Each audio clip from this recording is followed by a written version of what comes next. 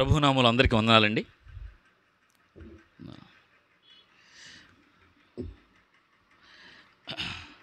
అపోస్తుల కార్యములు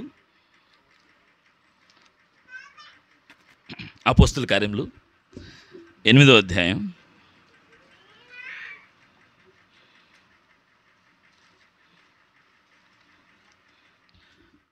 36, 38 వచనాలు కలిసి ఉన్నాయి. అందరం కలిసి చదువుకుందాం. అపోస్తుల కార్యములు 8వ అధ్యాయం 36, 38 వచనాలు కలిసి ఉన్నాయి. అందరం కలిసి చదువుకుందాం. వారు త్రోవలో వెళ్ళుచుండగా నీళ్లున్న ఒక చోటికి వచ్చినప్పుడు నపుంసకుడు, ఇదిగో నీళ్లు, నాకు బాప్తిసమిచ్చుటకు ఆటంకమేమని అడిగి రథము నిలుపమని ఆజ్ఞాపించాను. ఫిలిప్పు, నపుంసకుడు ఇద్దరును నీళ్లలోకి దిగిరి. అంతటా ఫిలిప్పు అతనికి బాప్తిస్మం ఇచ్చాను. దేవుని సహాయం కోసం చిన్న ప్రార్థన చేసుకుందాం. మహాగణుడు, మహోన్నతుడు, గొప్ప దేవ, సర్వాధికారి, సర్వశక్తిమంతుడా తండ్రి నాయన, ఈ రీతిగా ఈ ప్రత్యేకమైనటువంటి స్థలంలో మాకు అనుగ్రహించిన శ్రేష్టమైన సహవాసాన్ని బట్టి, సమయాన్ని బట్టి వందనాలు ప్రభా. ఇప్పటివరకు ప్రభా శ్రేష్టమైనటువంటి ప్రభా ఆరాధన గీతాలతో ప్రభా మిమ్మల్ని మహిమపరచడానికి ప్రభా మా నోట ప్రభా ఆ స్తుతి గీతాలతో మీకు ఒక స్తుతి సింహాసనం సిద్ధపరచడానికి మాకిచ్చిన గొప్ప ఆధిక్యతను బట్టి వందనాలు ప్రభా. ఆ స్తుతి సింహాసనం మీద మీరే ఆసీనులై ఉన్నారు ప్రభా. మమ్మల్ని అందరినీ మీరు గమనిస్తున్నారు ప్రభా. మీరున్న చోట మేమున్నాం ప్రభా. మీ సన్నిధి, దాని యొక్క గాంభీర్యత ప్రభా మేము స్పష్టంగా వాస్తవంగా తెలుసుకునేవారు సహాయం చేసి ప్రభా. ఏ రీతిగా మేము ఒకరినొకరు చూడగలుగుతున్నామో, మాట్లాడుకోగలుగుతున్నామో, అదే రీతిగా మీ సన్నిధిని ప్రభా మేము స్పష్టంగా చూడగలిగేవారు సహాయం చేసి, మీ స్వరాన్ని ప్రభా మేము స్పష్టంగా వినగలిగేవారు సహాయం చేసి సమయాన్ని ఆశీర్వాదకరంగా చేయండి ప్రభా. మొదటి వర్తమానం ప్రభా, తర్వాత ప్రాముఖ్యంగా చెప్పబడేటువంటి ప్రభా ఆ యొక్క సాక్ష్యం ప్రభా ఆశీర్వాదకరంగా చేయండి ప్రభా. మీ సింహాసనం మధ్యలో ఉండండి ప్రభా. ప్రభా మమ్మల్ని అందరినీ ఆ సిలువ చాటును మరుగుపరచండి. ఏ మనుషుల్ని, ఏ జ్ఞానాన్ని ప్రభా, ఏ విధమైనటువంటి ఆటంకాలను ప్రభా మేము చూడకుండా ప్రభా, ఎవరు నీ మహిమకు అడ్డు రాకుండా మేమంతా ప్రభా మిమ్మల్ని చూసేవారికి సహాయం చేసి ప్రభా మీరే మా మధ్య ప్రజ్వలించండి. మీరు వాగ్దానం చేశారు, ఎక్కడ 2-3 నా నామం కూడి ఉంటే అక్కడ నేను ఉంటా అన్నారు ప్రభా. మేమంతా కూడా ప్రభా ఈ ప్రాముఖ్యమైనటువంటి ఈ ప్రత్యేకమైన సందర్భంలో ప్రభా మీ నామంలోనే చేరి ఉన్నాం. వాగ్దానం చేసిన వాడు, నమ్మదగిన వాడు కనుక ప్రభా మీరు మా మధ్యలో ఉన్నారు, వాస్తవంగా ఉన్నారు, వాక్యరూపిగా సంచరిస్తారు ప్రభా. మిమ్మల్ని మేము స్పష్టంగా చూడగలిగే సహాయం తెచ్చి, మీ ఆత్మ స్పర్శను స్పష్టంగా మేము స్పృశించగలిగేవారు సహాయం తెచ్చి తండ్రి కృప చూపించండి. సమయాన్ని ఆశీర్వాదకరంగా చేయండి. నిలబడుతున్న ప్రభా ఎలాంటి యోగ్యత ప్రభా లేనటువంటి వాడు ప్రభా కృప చూపించండి. నా యొక్క అయోగ్యత, నా బలహీనతలు ప్రభా, నా యొక్క ఓటమి, నా పతనాలన్నీ మీ ముందు మరి సంఘం ముందు ఒప్పుకున్నాం ప్రభా. కృప చూపించండి, బలపరచండి నాయనా తండ్రి ప్రభా. మరి మీరే ప్రజ్వలించండి తండ్రి. జ్ఞాపకం చేసుకోండి ప్రభా. సాతాను శక్తిని లయం చేయండి, కృప చూపించమని యేసుక్రీస్తు నామములో వేడుకుంటున్నాం తండ్రి, ఆమేన్.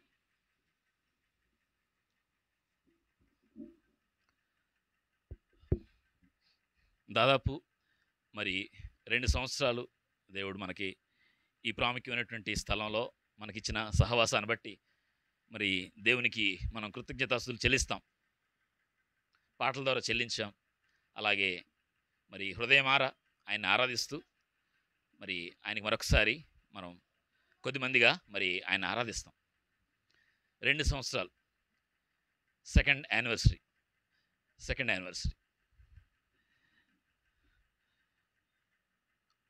2019-20 ఆ సమయంలో మనకందరికీ తెలుసు, అది మన జీవితంలో ఎప్పుడు మర్చిపోలేం ఆ ఘట్టం.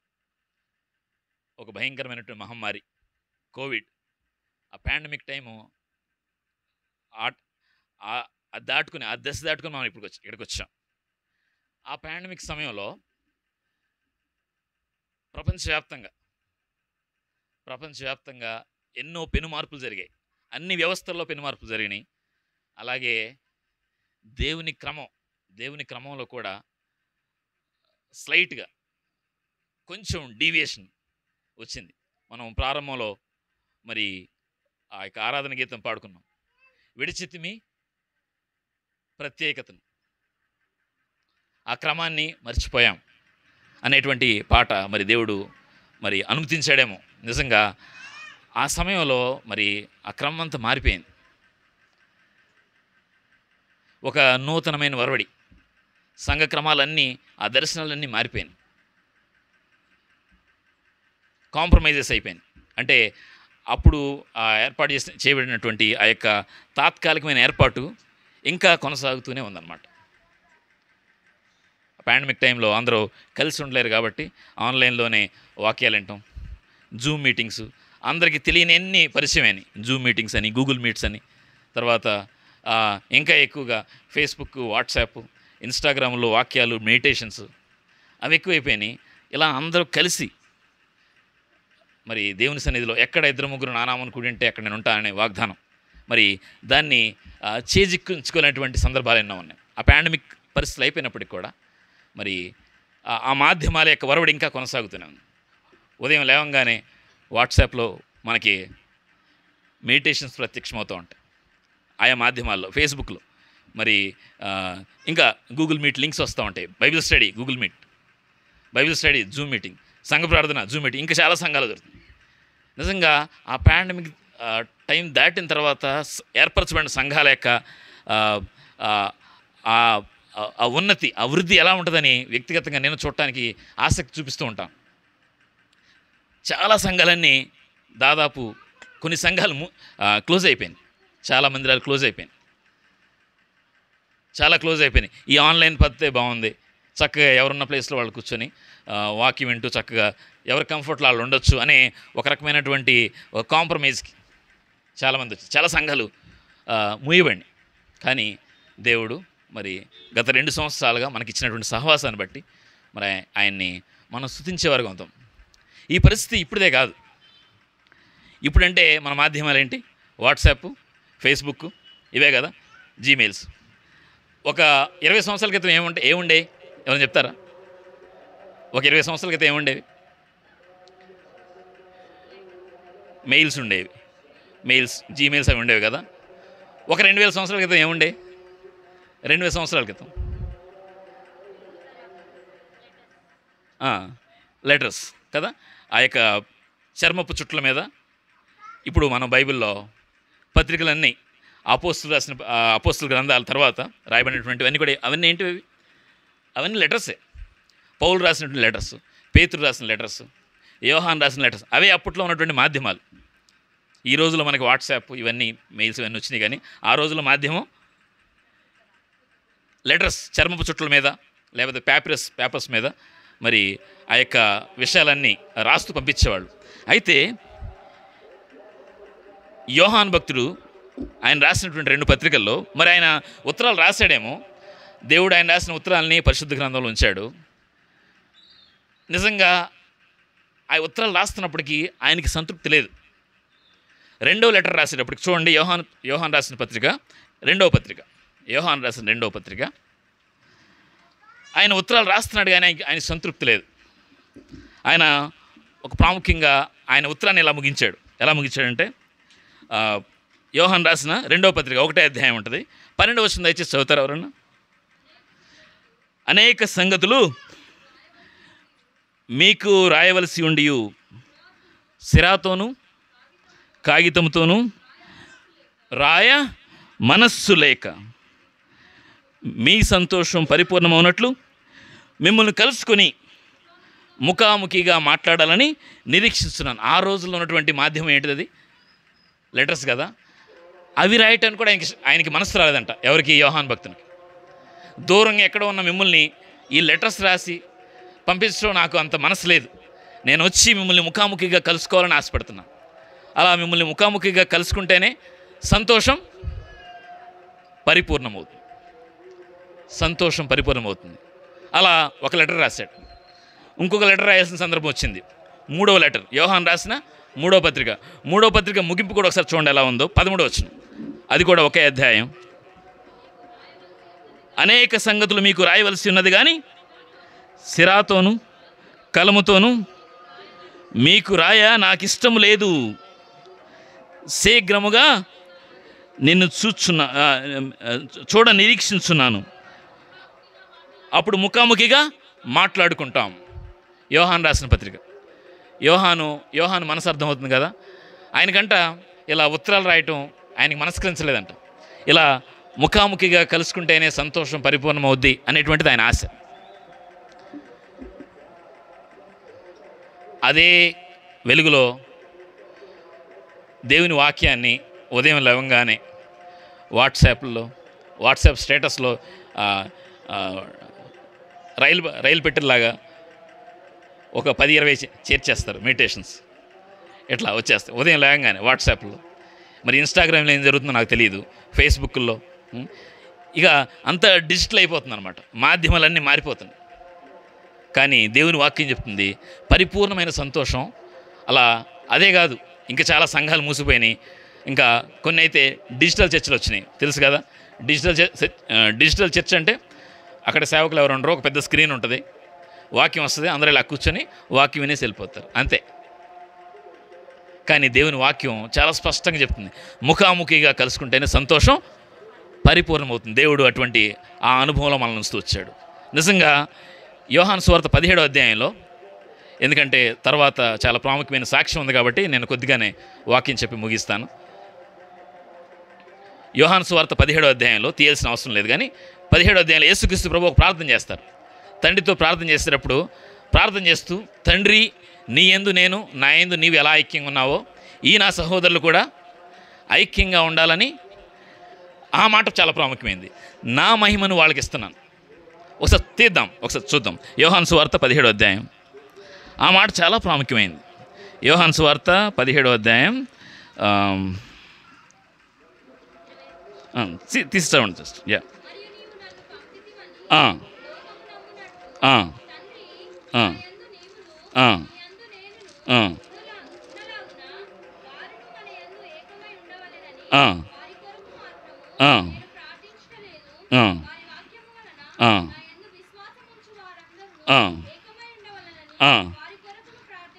వారి కొరకు ప్రార్థిస్తున్నాను.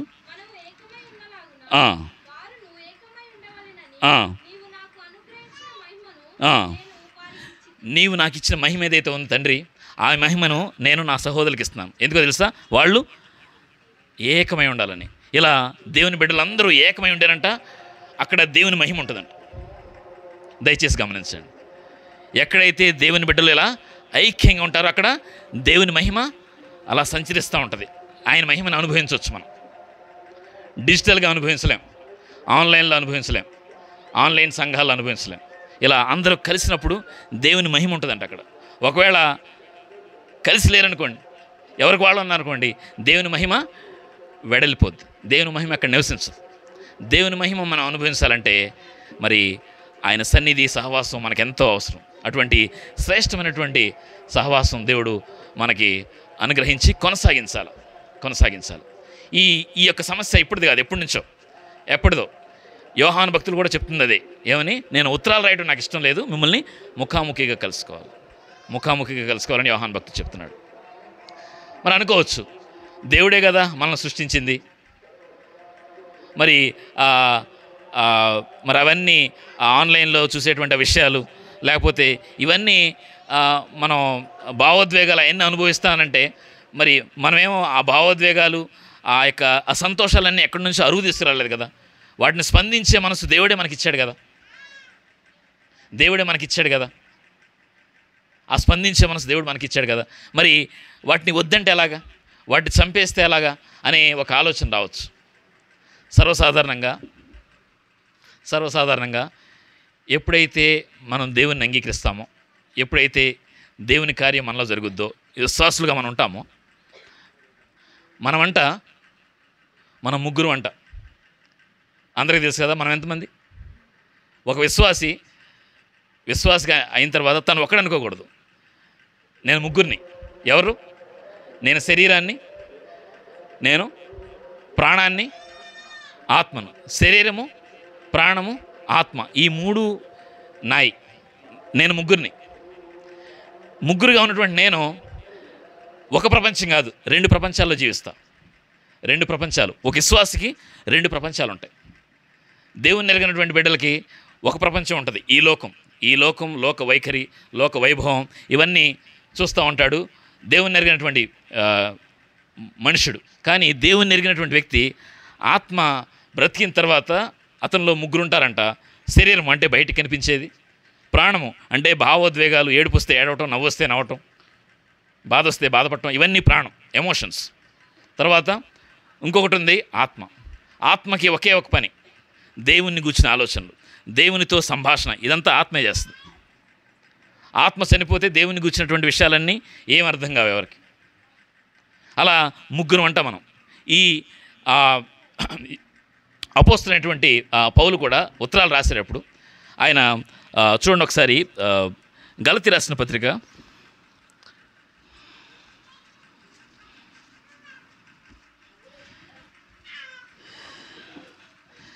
ఆయన 2 అంశాల గురించి ప్రాముఖ్యంగా రాస్తూ ఉంటాడు. గలతీ రాసిన పత్రిక 7వ అధ్యాయంలో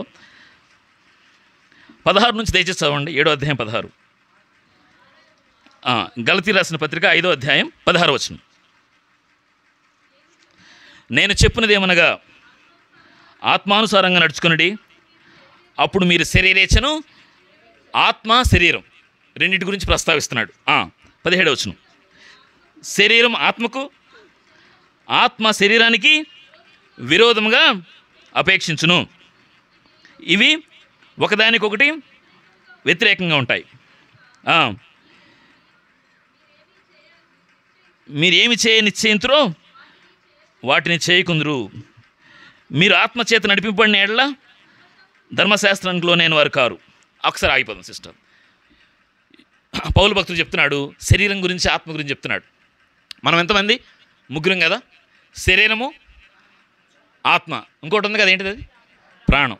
ఈ ప్రాణం జీవితాంతం పోరాడుతూనే ఉంటుంది. ఒక్కొక్కసారి శరీరం పిలుస్తూ ఉంటుంది శరీరాశలు నెరవేర్చాలని. అప్పుడు ఆ ప్రాణం శరీరానికి లోబడిపోద్ది. శరీరం అనుభవించేటువంటి ఆ యొక్క శరీరేచ్ఛలు ఆ తర్వాత ఉన్నాయి చూసారా, ఎక్కడి నుంచి? ఆ తర్వాత నుంచి వచ్చే మాటలన్నీ కూడా అవే. గలతీ రాసిన పత్రిక శరీరేచ్ఛలు ఏమనగా ఉన్నాయి కదా, చదవాల్సిన అవసరం లేదు. వాటన్నిటి విషయంలో సంతోషాన్ని, తృప్తిని పొందాలని శరీరం కోరుకుంటుంది. ప్రాణం శరీరానికి లోబడిపోయి ఆ యొక్క ఆశలన్నీ సంతృప్తిపడుతూ ఉంటుంది. కానీ ఆ శరీరేచ్ఛలు అయిపోయిన తర్వాత ఆత్మఫలాల గురించి పౌలు భక్తుడు రాస్తున్నాడు. చూడండి, గలతీ రాసిన పత్రిక 19 నుంచి దాదాపు 21 వరకు శరీరేచ్ఛల గురించి ఉన్నాయి. శరీరేచ్ఛలు శరీర కార్యములు స్పష్టమైన అవేమనగా జారత్వము, అపవిత్రత, కామకత్వము, విగ్రహారాధన, అభిచారము, ఇలా చాలా రాస్తూ వచ్చాడు. అవన్నీ శరీరం సంతోషం పొందేటువంటివి. అవన్నీ శరీరం ఆధిపత్యం చలాయించినప్పుడు ప్రాణం అంతా శరీరం వైపు ఉంటుంది, శరీరానికి లోబడిపోతూ ఉంటుంది. దాని తర్వాత 22 నుంచి ఏమున్నాయి? ఆత్మఫలాలు. ఆత్మకు సంతోషం ఇచ్చే ఏంటంటే ఇవన్నీ ప్రేమ, సంతోషం, సమానం. ఎప్పుడైతే ఆత్మ ఆధిపత్యం ఎక్కువ ఉందనుకోండి, ప్రాణం ఆత్మకు లోబడి ఉంటుంది. ఇలా ఈ సంఘర్షణ, ఈ పోరాటం అనేది విశ్వాస జీవితంలో చనిపోయేంత వరకు ఉంటుంది. శరీరం లాగుతూ ఉంటుంది, ఆత్మ లాగుతూ ఉంటుంది. ఈ పోరాటం ఉంటానే ఉంటుంది. అందుకే దావీదు భక్తుడు ఎన్నో కీర్తనలో విసిగినది అంటాడు. ఎవరు విసిగింది? నా ప్రాణం విసిగినది అంటాడు. ప్రాణం అంట విసిగిపోతూ ఉంటుందంట. శరీరం వైపు వెళ్ళాలా, ఆత్మ వైపు వెళ్ళాలని. విశ్వాస జీవితంలో ఆత్మ యొక్క ఆధిపత్యం ఎక్కువగా ఉండాలి.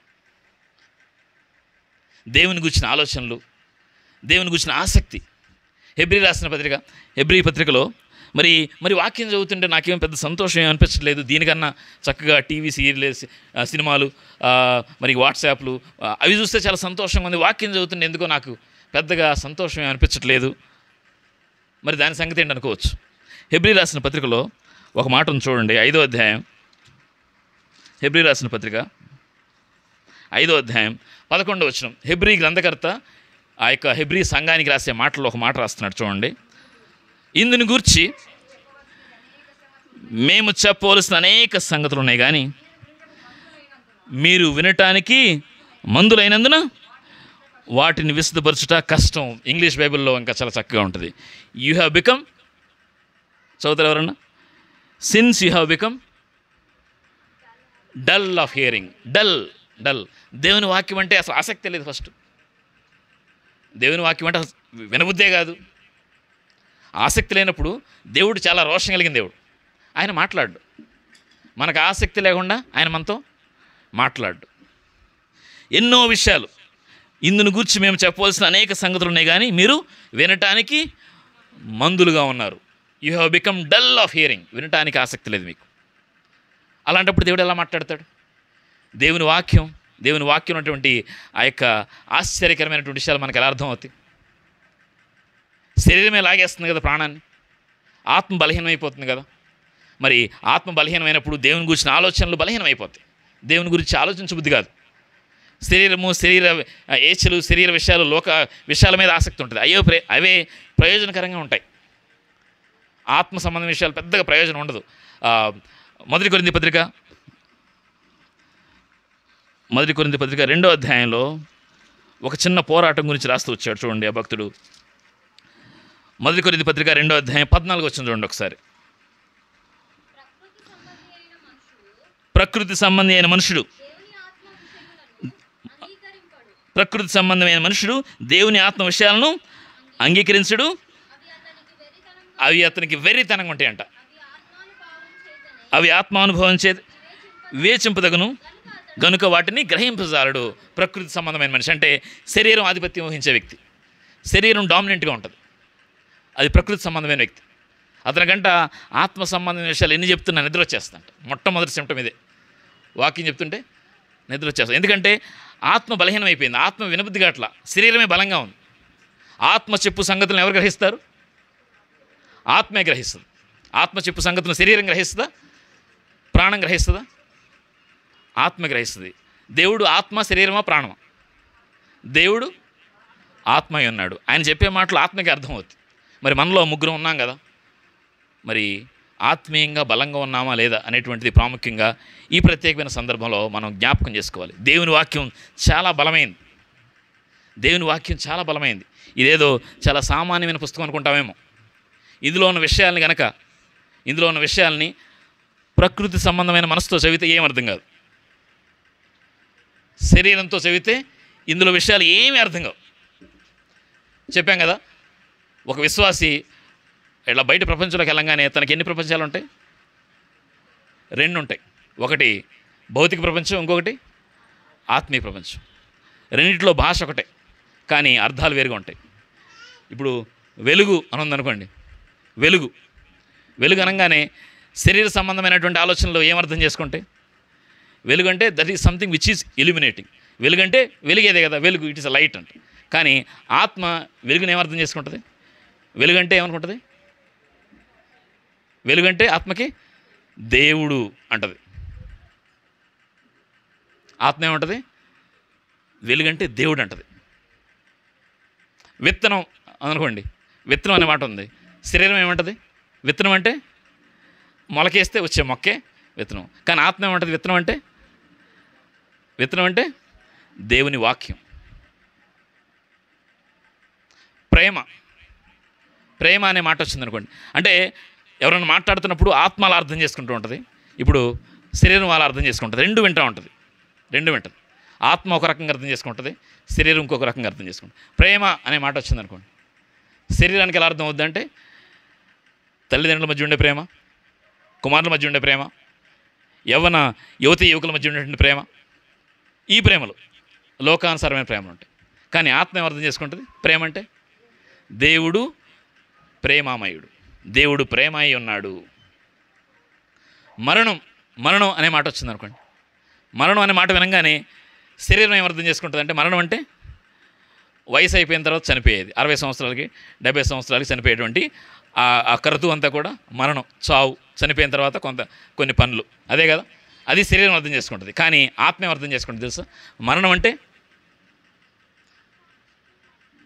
మరణం, పాపానికి జీతం మరణం ఉంది కదా, మరణం అంటే ఆత్మ ఏం అర్థం చేసుకుంటుంది తెలుసా? దేవుని నుంచి శాశ్వతంగా విడిపోవటం, అది మరణం అంటే. శాశ్వతంగా విడిపోవటం అనేది మరణం. ఆత్మ అలా అర్థం చేసుకుంటుంది. అలా రెండు రకాల ప్రపంచాల్లో ఒక విశ్వాసి జీవిస్తూ ఉంటాడు. ఇప్పుడు ఈ వాక్యం శరీర అనుసారమైన మనసుతో అర్థం చేసుకుంటే ఏమైనా అర్థం అవుద్దా? ఏం అర్థం కాదు. శుభ్రంగా నిద్ర వస్తుంది. అందులో యెషయా గ్రంథం, ప్రకటన గ్రంథం చదివితే ఇంకా బాగా నిద్ర వస్తుంది. ఇది అర్థం అవ్వాలంటే ఆత్మతోనే చదవాలి. ఆత్మ వెలిగింపుతో చదివితే దేవుడు వాగ్దానం చేశాడు, నేను నా ధర్మశాస్త్రంలో ఆశ్చర్యకరమైన సంగతులు నీకు చెప్తాను. దేవుడు చెప్తున్న మాటలు ఇవి. ఒక భక్తుడు ఉన్నాడు, చాలా సామాన్య వ్యక్తి. ఆ చిన్న వృత్తాంతం చెప్పేసి నేను ముగిస్తాను. అపోస్తుల కార్యములు 8వ అధ్యాయం మనకు బాగా తెలుసు, ఇంతకుముందు కూడా ధ్యానించినట్టు గుర్తు. ఒక వ్యక్తి ఉన్నాడు, ఆ వ్యక్తి పేరు చెప్పలేదు దేవుడు, కానీ అతని యొక్క ఫిజికల్ స్టేటస్, అతని భౌతికమైనటువంటి పరిమితులు చెప్తూ వచ్చాడు. అపోస్తుల కార్యంలో 8వ అధ్యాయం 27వ వచనం చదువుతారు ఎవరన్నా? అప్పుడు ఐథియోపియాల రాణి అయిన కందాకే క్రింద మంత్రి అయిన ఆమె యొక్క ధనాగారం అంతటి మీద ఐథియోపియుడైన నపుంసకుడు ఆరాధించుటకు యెరూషలేముకు వచ్చాడు. నపుంసకుడు అని పేరు రాశాడు దేవుడు, ఆయన పేరు రాయల. నపుంసకుడు అంటే ఎవరో మనకు తెలుసు. నపుంసకుడు అంటే మనకు తెలుసు కదా, స్త్రీ కాదు, పురుషుడు కాదు, నపుంసకుడు. అది తన పుట్టుకతోనే వచ్చింది. అది నపుంసకత్వం అనేది. పురుషుడు కాదు, స్త్రీ కాదు. దేవుడి సాయంకాల సమయాన ఆ నపుంసకుడు, అన్యుడైనటువంటి నపుంసకుడు, అతనికి దేవుడు ఎవరో తెలియదు. అతను ఏమైనా సామాన్యమైన వ్యక్తి కూడా కాదు. ఆ యొక్క ఎథియోపియా అనేటువంటి దేశంలో ఆ యొక్క ఫైనాన్స్ మినిస్టర్ ఆయన ఒక ఫైనాన్స్ మినిస్టర్. ఆయన చూడండి డబ్బు లేదు, కాస్త ప్లస్లో మైనస్లో అటు ఇటు అయితే బోల్డంత డబ్బు ఆయనకి. ఫైనాన్స్ మినిస్టర్, ఆయనకి కొదవే లేదు. ఆయన ఎక్కడున్నాడో తెలియదు, ఎవరు చెప్తే విన్నాడో తెలియదు, కానీ యెరూషలేము ప్రయాణం అయ్యాడు. ఇంతకుముందు కూడా ఒకసారి అడిగాను, ఈ ఐథియోపియా నుంచి యెరూషలేముకి ఉన్న దూరం ఇంతకుముందు ఒకసారి అడిగాను, ఎంత దూరం ఒకసారి చూడండి మీ గూగుల్ మ్యాప్స్లో. ఇప్పుడు కాదు కానీ చూడండి, ఇథియోపియా నుంచి యెరూషలేముకి ఉన్నటువంటి దూరం సుమారుగా 4000 కిలోమీటర్లు. ఆ 4000 కిలోమీటర్లలో ఆ నపుంసకుడు అనేటువంటి వ్యక్తి ప్రయాణం చేశాడంట. దేనికోసం? ఆరాధించడానికి వచ్చాడంట. ఆరాధించడానికి దేవుని గ్రంథం అంత దూరం ప్రయాణం చేసిన వ్యక్తులు బహుశా ఎవరు లేరేం. అంత సుదీర్ఘమైన ప్రయాణం చేసిన వాళ్ళు బహుశా దేవుని గ్రంథంలో ఎవరు లేరు. మనం ఎంత దూరం వచ్చాం ఈ మందిరానికి రావాలంటే? సుమారుగా ఒక 2 కిలోమీటర్లు, 3 కిలోమీటర్లు, 10 కిలోమీటర్లు, అంతే కదా, అంతకు మించి లేదు కదా. ఈ వ్యక్తి ప్రయాణం చేసిన దూరం ఎంత? దాదాపు 4000 కిలోమీటర్లు. ఇథియోపియా దేశం నుంచి యెరూషలేముకి ఒకే ఒక ఉద్దేశం, ఏదో దేశ వ్యవహారాలు లేకపోతే ఇంక వేరే చక్కబెట్టడానికి ఆయన రాలా. ఆయన పని నిమిత్తం రాలా, వ్యక్తిగతమైనటువంటి అజెండాతో వచ్చాడు, వ్యక్తిగతమైన పనితో వచ్చాడు. అది దేవుణ్ణి ఆరాధించడానికి వచ్చాడంట. చూడండి, నపుంసకుడు. ఆయనకి ఎవరిచ్చారో తెలియదు. ఆయన దగ్గర యెషయా గ్రంథం ఒక చుట్టు ఉంది, యెషయా గ్రంథపు చుట్టు ఉంది. ఆయన చక్కగా చదువుతున్నాడు దాన్ని. ప్రయాణంలో ఒక ప్రశ్న, మనం దేవుని మందిరం దూరంగా ఉందని మానుకున్నటువంటి సందర్భాలు మన జీవితంలో ఎప్పుడైనా ఉన్నాయా? ఉండొచ్చు. ఈ వ్యక్తి మనకు సవాలు విసురుతున్నాడు. నేను 4000 కిలోమీటర్లు ప్రయాణం చేశా దేవుణ్ణి ఆరాధించడానికి, నువ్వు ఒక 2 కిలోమీటర్లు ప్రయాణం చేయగలవా అని సవాలు చేస్తున్నాడు. దేవుడు ఆ వ్యక్తిని ఈ సాయంకాలాన ఈ ప్రత్యేకమైన సందర్భంలో మన మధ్య నిలబెట్టాడు. నేను 4000 కిలోమీటర్లు ప్రయాణం చేసి ఆరాధించడానికి వచ్చాను. ఈ రోజుల్లో ట్రాన్స్పోర్టేషన్ సిస్టమ్ లాగా ఉండేది కదా ఆ రోజుల్లో. ఆ ప్రయాణం అంతా కూడా ఎక్కడ? అరణ్య మార్గంలో అంటే ప్రయాణం ఎలా ఉంటుంది? చాలా భయంకరంగా ఉంటుంది. చక్కగా రోడ్ సైడ్ దాబాలు, మంచి తారు రోడ్ ఏమి ఉండదు. ఆయన ప్రయాణం చేసేది రథంలోనే. అంటే ఈ రోజుల్లో ఒక BMW కారు ఉంటే ఎట్లాగో ఆ రోజుల్లో రథం అంతా అనమాట. ఆ రథంతో మరి 4000 కిలోమీటర్లు ప్రయాణం చేశాడంటే ఎంతకాలం ప్రయాణం చేసి ఉండొచ్చు ఆయన? సుమారుగా ఫ్లైట్లో వెళ్ళాలంటే ఈజీగా ఒక 4-5 గంటలు. ఇథియోపియా నుంచి యెరూషలేం రావాలంటే, జెరూసలేం. ఆయన వెళ్ళేది రథం మీద. దాని వేగం ఒక 40 కిలోమీటర్లు వేసుకున్నా కనీసం ఒక వారం పైన, 10 రోజుల పైనే ప్రయాణం ఉంటుంది.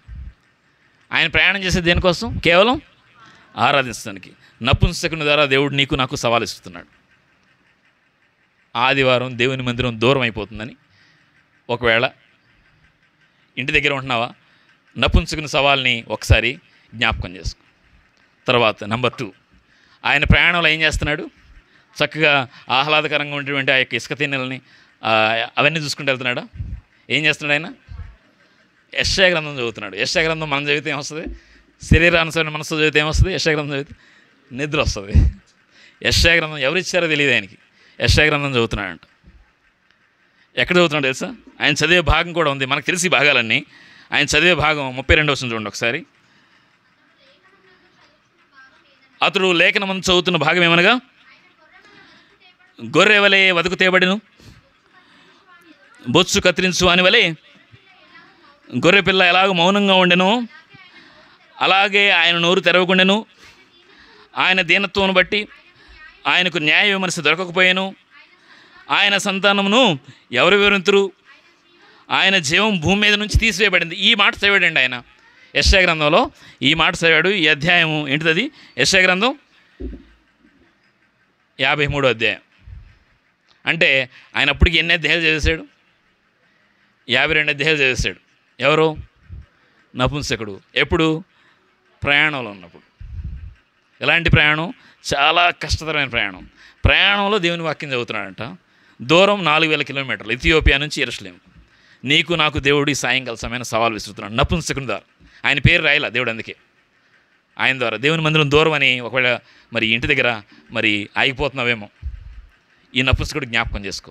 ప్రయాణంలో మనం ప్రయాణాలు చేస్తాం కదా, కాలేజీకి వెళ్తాం, డ్యూటీలకు వెళ్తాం కదా, ప్రయాణం చేస్తాం కదా. అంటే ట్రాన్స్పోర్ట్ చక్కగా సావధానంగా కూర్చొని మనం ఏం చేస్తాం మనకు అందరూ తెలుసు, ఎవరు చెప్పాల్సిన అవసరం లేదు కదా. ఏం చేస్తామో మనకు తెలుసు. ప్రయాణంలో ఏం చేస్తామో మనకు తెలుసు. కానీ ఈయన భక్తుడు కాదు, ఇంకా దేవుని గురించి విన్నాడు అంతే. ఇథియోపియా అన్యుడు, ఇంకా సువార్త ఆ దేశానికి వెళ్ళలేదు. ఇంకా యెరూషలేములో ఉన్నారు శిష్యులంతా కూడా, ఇంకా ఇథియోపియా వెళ్ళలేదు. మరి ఎప్పుడు విన్నాడో, ఎవరు చెప్పారో, ఆ యెషయా గ్రంథం ఆయన చేతికి ఎవరిచ్చారో, ప్రయాణంలో అయితే చదువుతున్నాడు. ఆయన చదువుతుంటేనంట దాదాపు 52 అధ్యాయాలు చదివేశాడు.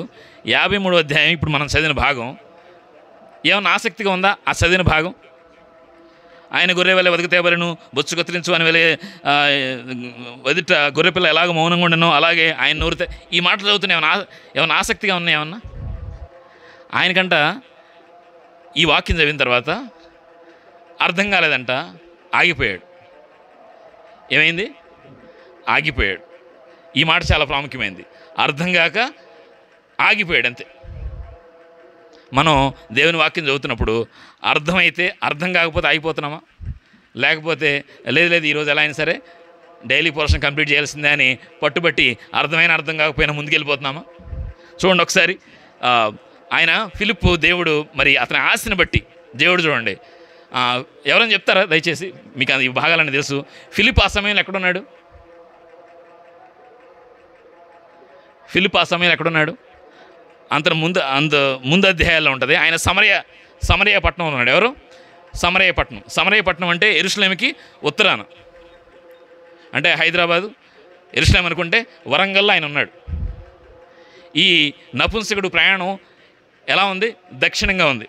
కాస్త పైన చూడండి, 26వ వచనం. ప్రభువు దూత నీవు లేచి దక్షిణంగా వెళ్ళి యెరూషలేం నుండి గాజాకు పో అరణ్య మార్గంలో కలుసు. ఆ యొక్క నపుంసకుడు యెరూషలేం నుంచి దక్షిణంగా వెళ్తున్నాడు. అంటే దక్షిణం అంటే బహుశా మరి అటు కడపపై ప్రయాణం చేస్తున్నాడండి ఆయన. ఈయన ఎక్కడున్నాడు? ఉత్తరాన ఉన్నాడు, సమరయ. ఆ ఉత్తరం ఉన్నటువంటి ఫిలిప్పు ఈ దక్షిణ రథంలో ప్రయాణం చేసే వ్యక్తిని ఎలా కలుసుకున్నాడు అనేది ఇప్పటికీ మర్మమే.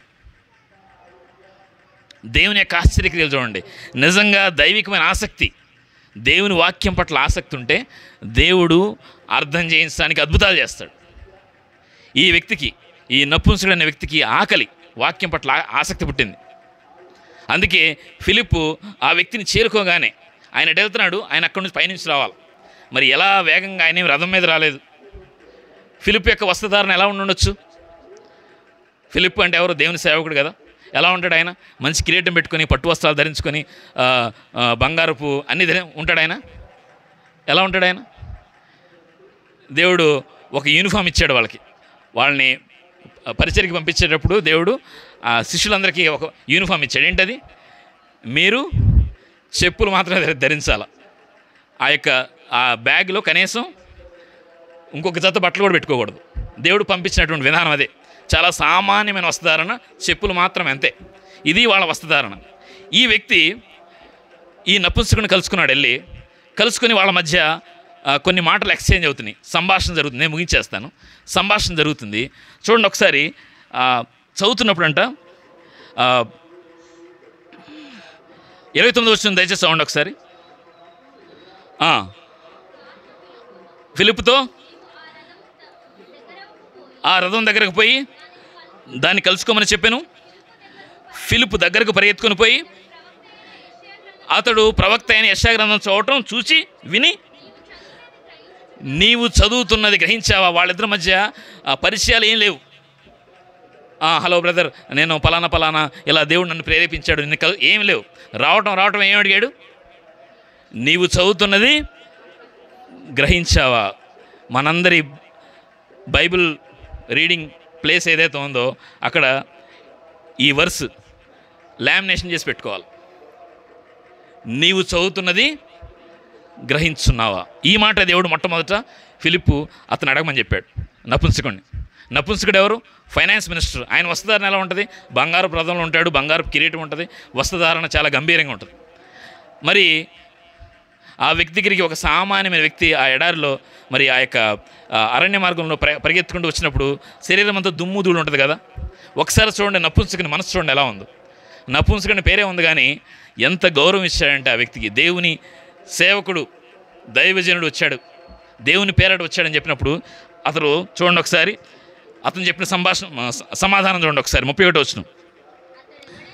ఆ నపుంసకుడు చెప్తున్న సమాధానం, ఎవడైనా నాకు త్రోవ చూపుకుంటే ఎలా గ్రహించగలను? రథమెక్కి తనతో కూర్చోమని చెప్పాడు. అది ఫిలిప్పుని రిక్వెస్ట్ చేస్తానంట, ఏమని? రథమెక్కి కూర్చోమని. అతనేమో దేవుని సేవకులు లేకపోతే దైవజనులు అంటే ఆయనకి అవేం తెలియదు. ఆయన ఇథియోపియా, ఆయన అన్యుడు. ఎంత మర్యాద, ఎంత గౌరవిస్తాడు చూడండి. దేవుని వాక్య పట్ల ఎంత ఆసక్తి ఉంది చూడండి. దేవుని ఆరాధించడం కోసం ఎంత దూరం ప్రయాణం చేశాడు చూడండి. అతనితో అడిగిన ప్రశ్న బతిమలాడుతున్నంట. హీ వాజ్ రిక్వెస్టింగ్ హిమ్, ఏమని? నువ్వు వచ్చి దయచేసి రథంలో, అంటే మనం ఒక BMW కార్లో వెళ్తున్నాం అనుకోండి, దైవజనులు వచ్చారు, విండో దగ్గర నుంచి ఉంటే విండో ఇట్లా గ్లాస్ కిందకి ఇట్లా అని కారులో కూర్చొని మాట్లాడితే ఎలా ఉంటుంది? మర్యాదగా ఉంటుందా? ఉండదు కదా. సర్వసాధారణంగా అదే ఉంటుంది. అలాంటి వైఖరే ఉంటుంది. ఆయన అయితే మర్యాదగా చక్కగా గౌరవంగా వచ్చి నాతో పాటు కూర్చోండి. ఎంత చూసిన వస్త్రధారణ ఎలా ఉంది? చాలా సామాన్యంగా ఉంది. ఎవరైనా గౌరవిస్తారా అలా చూస్తే? గౌరవించే వస్త్రధారణేనా ఫిలిప్పుది? కాదు. చాలా మర్యాదపూర్వకంగా చక్కగా పిలిచాడు. అడుగుతున్నాడు, ఎవరైనా నాకు చెప్పకపోతే నేను ఎలా గ్రహిస్తాను? నీవు చదువుతున్నది గ్రహించున్నావా అనే మాట. అప్పుడు దేవుడు ఆత్మ ప్రేరేపణతో మరి ఫిలిప్పు చక్కని సువార్త ప్రకటించాడు.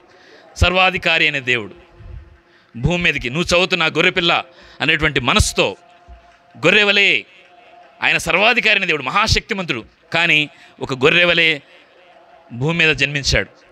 అదే స్వభావం, ఎంతో మృదువైన స్వభావంతో జన్మించాడు. మనుషులందరి పాపాల నిమిత్తం చనిపోవడానికి ఆయన భూమి మీద జన్మించాడు. ఒక వీరుడిలాగా ఆయన చనిపోలేదు. వదకు తేయబడిన గొర్రెపిల్లవలు చనిపోయాడు ఆయన.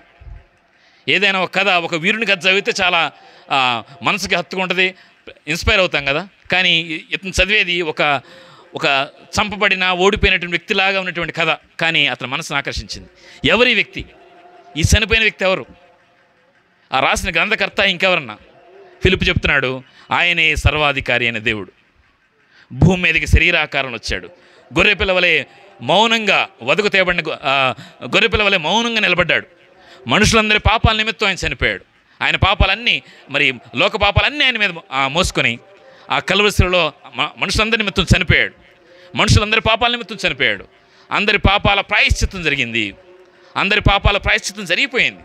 ఆయన చనిపోయాడు, సమాధి చేయబడ్డాడు, 3వ దినం తిరిగి లేచాడు అనే చక్కని సువార్త మరి ఆ ఫిలిప్పు ఆ నపుంసకుని చెప్పంగానే ఆయన అప్పటికే చాలా ఆసక్తిగా ఉన్నాడు. ఆయన చదువుతుంది ఏ గ్రంథం? యెషయా గ్రంథం. గుర్తుంచుకోండి, మత్తయి సువార్త చదవట్లేదు ఆయన. మత్తయి సువార్త చాలా తేలిగ్గా ఉంటుంది. ఆయన చదివేది ఏంటిది? యెషయా గ్రంథం. గుర్తుంచుకోవాలి. యెషయా గ్రంథం, ప్రకటన గ్రంథం చాలా పోటాపోటీగా ఉంటాయి, అర్థం కావు. చదివితే ఎవరికైనా నిద్ర రాకపోతే శుభ్రంగా చక్కగా చదివితే నిద్ర వచ్చేస్తుంది. ఆ గ్రంథం చదువుతున్నాడు. ఎంత ఆసక్తి ఉందంటే వెంటనే పట్టబడ్డాడు ఆ నపుంసకుడు.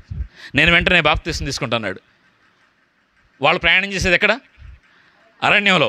అరణ్యం అంటే ఏంటి? నల్లమల అరణ్యం అనుకుంటున్నారా? చెట్లు చేమలు అట్లా ఉంటాయి అనుకుంటున్నారా?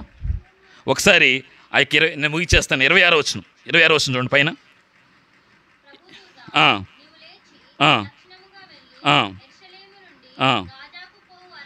అరణ్య మార్గం ఇంగ్లీష్లో ఎంత ముందు చదివారు కదా. అరణ్య మార్గం అంటే ఏముంది? అరణ్యం అంటే ఏముంది అక్కడ? ఫారెస్టా డిజర్ట్? అది డిజర్ట్. డిజర్ట్ అంటే నీళ్ళు ఉంటాయి. ఎక్కడ నీళ్ళుంటే అదొక అద్భుతం. అది వయాసిస్. అక్కడ ఎడారిలో నీళ్ళు ఉన్నాయంటే అదొక అద్భుతం. వయాసిస్లు అంటారు వాటిని. కానీ దేవుడు ఈ నపుంసకునికి వాంఛ చూడండి, నాకు బాప్తిసం తీసుకోవాలని ఆలోచన, ఆ కోరిక పుట్టంగానే అదిగో నీళ్లు, ఎడారిలో నీళ్లు కలిగినాయి ఆయనకి. ఎడారిలో సెలయేర్లు ప్రవహించినాయి ఆయన కోసం. దేవుడు నీళ్లు కలిగించాడు. ఎవరి కోసం? నపుంసకుని కోసం. నపుంసకుని బాప్తిస్మం కోసం. చూడండి, నిజంగా దైవికమైన వాంఛ మనలో ఉంటే దేవుడు అద్భుతాలు చేస్తాడు. వాక్యం అర్థం కాలేదని ఎక్కడో మన ఫిలిప్పుని మర్మయుక్తంగా తీసుకొచ్చాడు. ఎడారిలో నీళ్లు సెలయేర్లు పుట్టించాడు. వయాసిస్ బాబు చెప్తున్నాడు. ఆ వయాసిస్ అంటే సామాన్యమైనది కాదు, అవి అరుదుగా ఉంటాయి ఎడారులు. బహుశా బైబిల్ గ్రంథం మొత్తం మీద ఆ ఎడారిలో బాప్తిసం తీసుకున్న ఎవరు ఉండకపోవచ్చు. చూడండి ఒకసారి ఆ మాట. 36, 38 వచ్చిన మనం చదివిందే. వారు త్రోవలో వెళుచుండగా నీళ్లున్న ఒక చోటకు వచ్చినప్పుడు నపుంసకుడు, ఇదిగో నీళ్లు, నాకు బాప్తిసం ఇచ్చుటకు ఆటంకమేమని రథము నిలుపమని ఆజ్ఞాపించాడు. ఫిలిప్పు నపుంసకుడు ఇద్దరు నీళ్ళలో దిగిరి. అంతటా ఫిలిప్పు అతనికి బాప్తిసం ఇచ్చాను. వారు నీళ్ళలో వెడలి వచ్చినప్పుడు ప్రభు ఆత్మ అతన్ని కొనిపోయింది. వాళ్ళిద్దరూ కూడా నీళ్ళలో దిగి చక్కని బాప్తిసం దేవుడు మరి ఫిలిప్పు ఆ నపుంసకుని ఇస్తూ వచ్చాడు. చూడండి, అదిగో నీళ్లు. ఇంతకుముందు ఒక చిన్న నేను ముగిచేస్తున్నాను. ఇంతకుముందు అనుకున్నాం కదా, శరీరము ఆత్మ.